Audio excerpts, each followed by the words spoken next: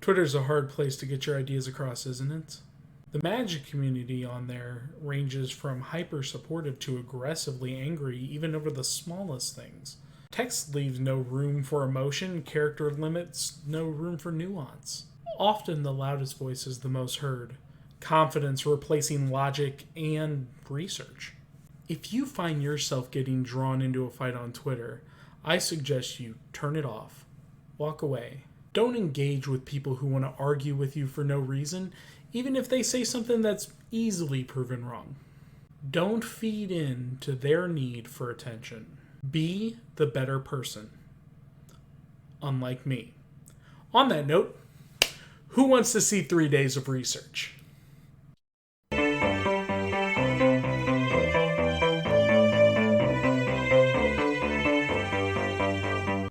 Welcome to the Knowledge Pool, a think tank of games and magic.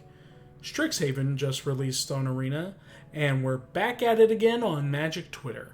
Creators have been lamenting to their fans about the price of owning every single card on Arena, having to spend hundreds on day one to craft every single one. I already talked about most of my feelings on that on the last video. Click the info icon in the top corner to check out that video if you haven't. While offering advice to a friend of mine and fellow content creator, another person decided to defend him from my help. Because Twitter. During that conversation, this person mentioned to me that Mythic farming isn't possible with the current economy, and decks need more Mythics than they ever have. To which I politely disagreed, walked away from my computer, and spent some time outside. Wait, no, you saw the intro. What I mean is I poured over 10 years of tournament reports to see if this person's claims had even a shred of validity. Partly because Twitter, but mostly because me. Now I have to admit a few things before we get into our data.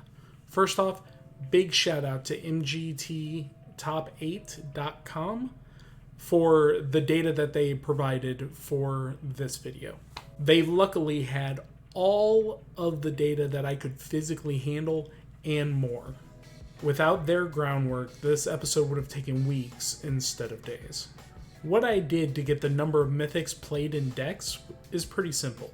I searched professional tourneys, went through each deck in every top 8 of those tournaments, and counted the number of Mythics used in the main deck and the sideboard, 75 cards. Usually. There are a few disclaimers I want to put on this data, because since it's real data, I want you to understand what we're getting into before we start. Number 1, I only took the data from the top 8s and only of professional WotC events over the last 10 years. So there's no TCG player money tournaments, no local FNMs, no MICGO events, etc. We're looking at Pro Tours, Mythic Championships, Grand Finals, and the like. I made the assumption that if this person is right and we do need more Mythics than we ever have, then surely the pros do too, and it would reflect in the tournaments that I looked at. Number 2, I was doing this on a time crunch and I didn't have a lot of time, nor did I have the physical decks in front of me to double check rarities. I looked at a picture of the card and checked the set symbol for rarity. This came up with 2 minor issues. 1, some cards have upshifted rarity in recent years, making cards like Tarmogoyf a mythic when they originally started as a rare. 2, sometimes the set symbols of between gold and orange can be a little hard to differentiate. Double Masters in particular had that problem for these old eyes. To compensate for that, whenever I was in doubt, I marked that card as a mythic. This might make mythic counts in general a little higher, but it would make them higher across all of the data, not just some of it. It'll also give the commenter as much leeway as possible, which might make their comment closer to the truth. So, were they right? Do we need more mythics now than we ever have in decks? Well, that depends on how you interpret now. Let me explain. We ended up with 45 data points over the course of the 10 years, 28 of them being standard, 9 of them being modern, and the rest of them being a split between block constructed, pioneer, historic, etc. If we look at just the modern data, there's some validity in what they said. From the first tournament in late 2011 to the last in late 2019, there have been an average 2 Mythic rise in that time period. Now that is a rise, and as long as this person was talking about Modern on a comment thread about Arena, kudos to them. Were they right about Standard? Well, let's look at the data. Of the 28 tournaments, we saw a slight decrease in Mythic use over the years. Yes, it's less, and I did nothing to make the data look that way. It's just less Mythics. Now, as you can see, in the very last tournament, in comparison to the one before it, we did see a rise on the low and the high end. But looking back even further, you can see a lot of hopping around, but a downward trend when seen as a whole. Not a heavy downward trend, but downward. Same thing when we put all 45 tournaments together. This is our weakest set of data. Block constructed followed standard trends, but Modern rarely used double-digit Mythics and had a lot more decks with no Mythics in them. No Mythics? In top 8 decks? It's more common than you might think. There's tons of interesting things that we could pull from this data. But on each of the graphs we've shown, whenever a line touches the bottom, it means there is at least one deck in the top 8 with absolutely no Mythics. It didn't happen every tournament, but in quite a few of them, 0 Mythics had a fair showing. How fair, you may ask? I've got another chart for you.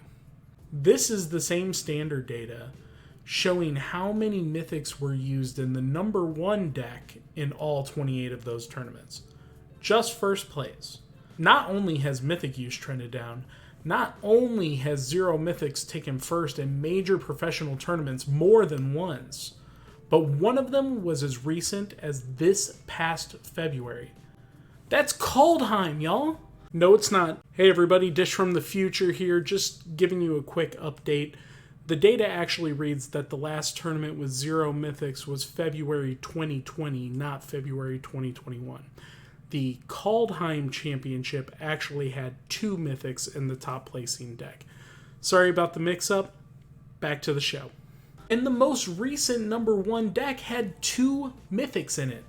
This just proves that it isn't necessarily a mass of expensive pieces that decide who the number 1 player is. While we figure out what to do with Arena's economy, it's good to remember that the right amount of skill and practice can make you as good as a professional player. I honestly want to thank the commenter that spurred me to make this video. While they weren't really reading what I was typing, and they were wrong in almost every way, they reminded me of something. Don't let others think for you. Even me, even the top YouTube creators, the Twitch streamers, and the professional players. Look into things. Do the research. Find answers to the questions that you have. Whether you're right or wrong about the topic, you'll probably learn something you didn't even know. Something you never even thought about. It also reminded me of something else. How good it feels to be right on the internet. Woo! Anyway, everybody, thanks for watching this video. If you enjoyed it, maybe think about subscribing, check out the things like this, check out my other videos. We got a Ko-fi, website's on the screen. Go check us out, see what you like, see what you don't like, and tell me what you think in the comments below. I'll be back next time. This is Dish, and everybody out of the pool.